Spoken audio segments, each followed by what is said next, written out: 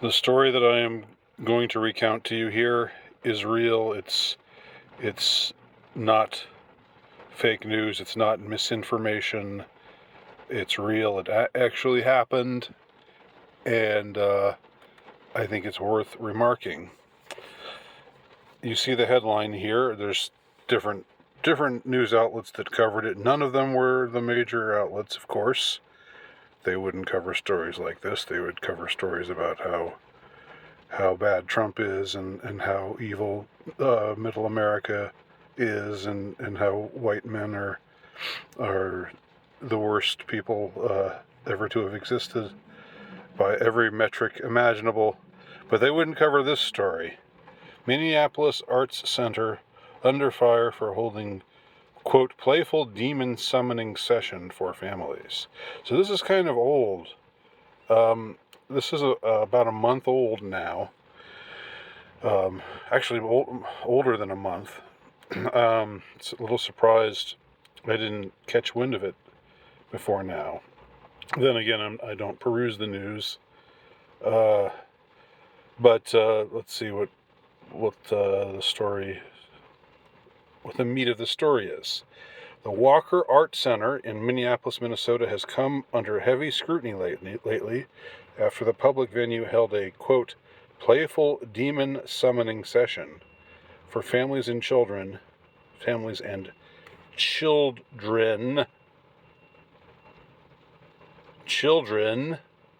Hey, children, let's summon some demons. Just wanted to point that out. Just wanted to not let that little detail be ignored.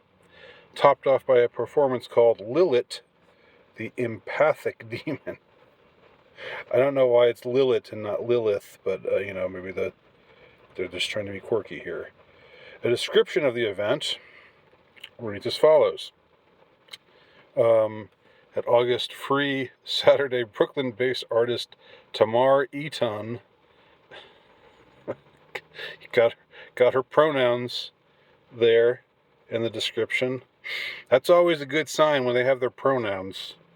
Then we know we're in for something wholesome and high quality. When what follows the name of a person is their preferred pronouns.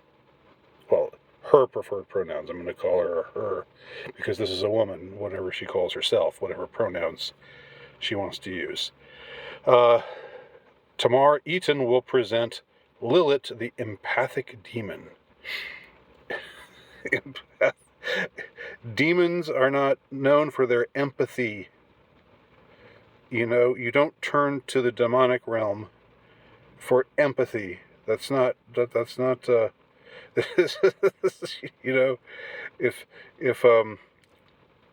if anyone in the spirit realm is empathic or is displaying empathy, it's likely not a demon. If it's a demon, then the empathy that it is displaying is likely a trick, a foil, a means of sucking you in. But let me I know not everybody believes in demons, so we'll get to that in a second.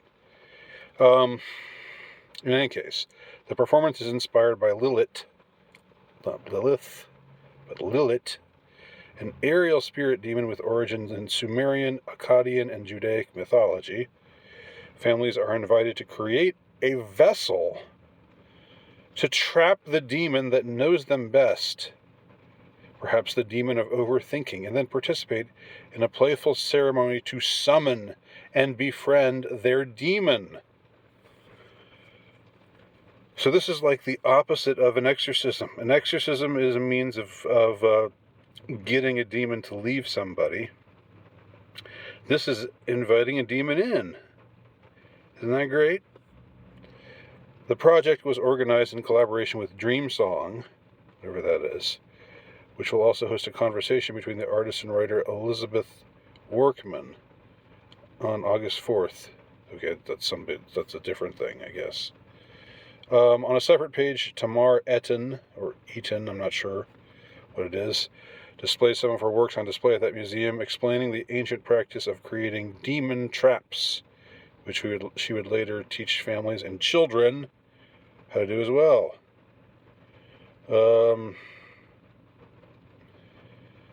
Okay, she's got some explanation for, I'm not going to dwell too much on that, or this is, I guess, part of the write-up here. Tamara Eaton revives these rituals, these demon trapping and summoning rituals, by creating demon traps of various scales and materials, clay, iron, textiles, in performance and video. This is for families and children, okay? This is a publicly funded art center. What any of this has to do with art, I guess, they're building these makeshift sculptures or whatever. So I guess in that sense it's about art, and this is an artist who likes to summon demons here. So I don't know. The exhibition starts with the historical gender binarism that associates Lilith's archetype with unchecked violence and manipulation.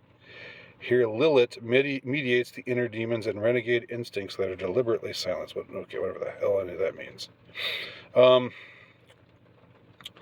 Asking us to consider whose stories, memories, and experiences are occluded in the process of demonization.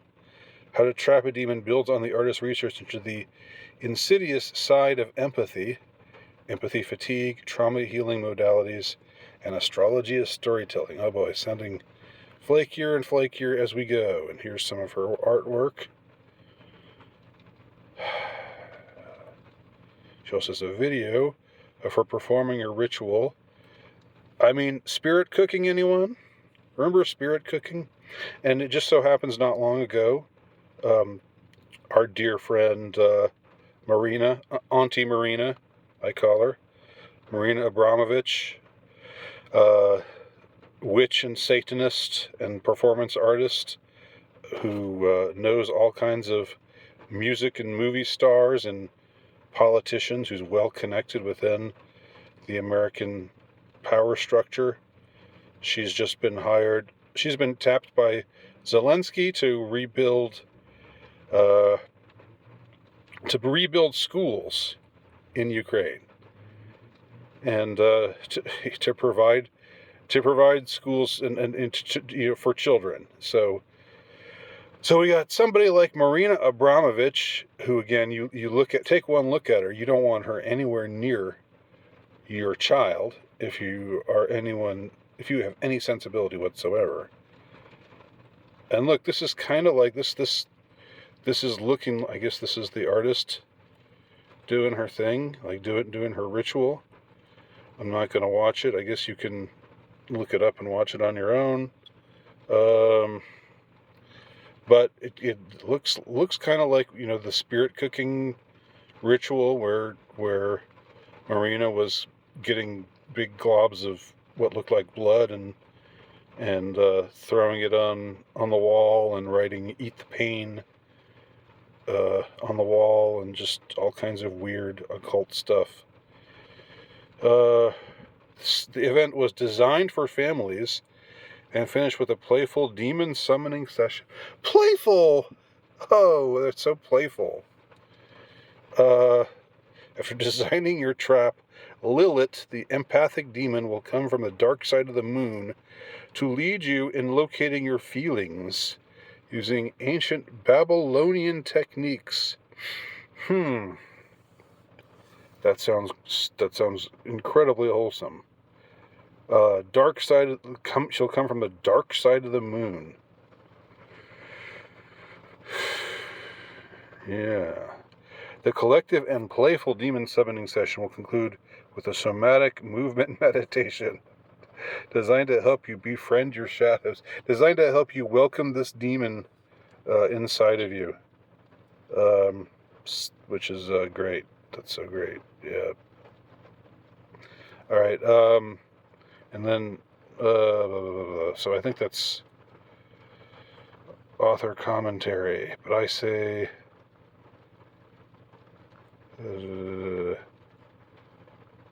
okay. Oh, this is the author of the of this piece, making a commentary with reference to scripture. So that gets me to, the whole thing. Y'all know I'm a Catholic, and I am never been shy about talking about that. But I'm very ecumenical here. This is a very broad church. It's for people of all faiths and no faith. But if you've even got the slightest inkling of things spiritual, don't you kind of think that this is that having an art museum, again, a publicly funded, taxpayer funded art museum holding a demon summoning ritual for children, for families and children? I mean, I don't care if you're the staunchest atheist, that if you just think there's absolutely nothing else but matter that exists, and that there's nothing to the spirit world, the so-called spirit world, at all. Do you think this is a good thing? Do you think this is a prudent way of us spending our tax dollars? And to anyone who has, even if you're just an agnostic, you don't know what you believe, but you've got some idea that there are forces out there beyond our realm that are both good and bad, and some of those bad forces might seek to be doing bad things. Look at this confluence of events. Marina Abramovich being tapped to be an ambassador for schools in Ukraine.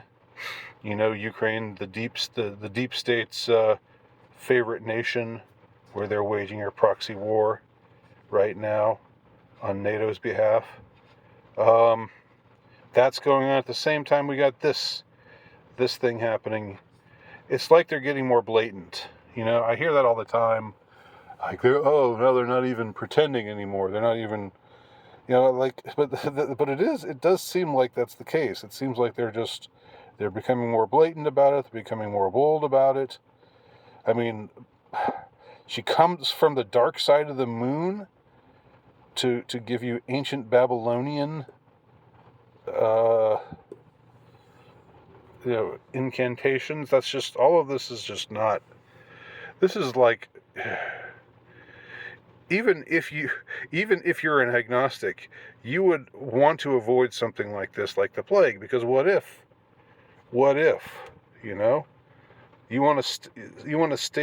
err on the side of caution. And this is being done again for children. And the drag queen story hour is for children. And Marina Abramovich is the new ambassador for Ukraine, who's in charge of setting up schools for children. All right? I'm not someone who talks about these things lightly. I'm not a fearmonger, but I hate fear-mongering rhetoric more than anything. But this is, you gotta be clever. You gotta be, innocent as doves, but wise as serpents. And if you're wise, if you're clever, if you read the tea leaves, as it were, you see these confluences of events, and they seem to be quite diabolically significant. Anyway, what do y'all think? Leave your comments below. Thank you for watching.